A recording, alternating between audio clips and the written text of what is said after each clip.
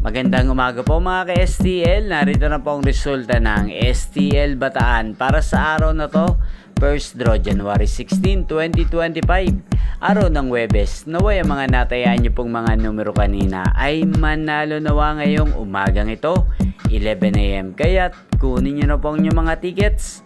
Narito na po ang resulta.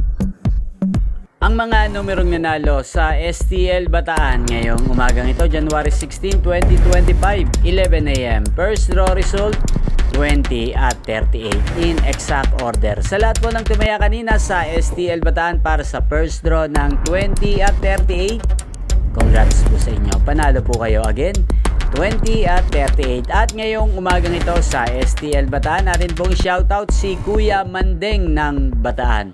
Shoutout po sa iyo Kuya Mandeng, naway ang mga tinataya mo mga numero ay sana ay manalo na po ngayong umagang ito. At sa lahat po ng mga taga-Bataan dyan, shoutout po sa inyo, naway nasa mabuti rin po kayong kalagayan.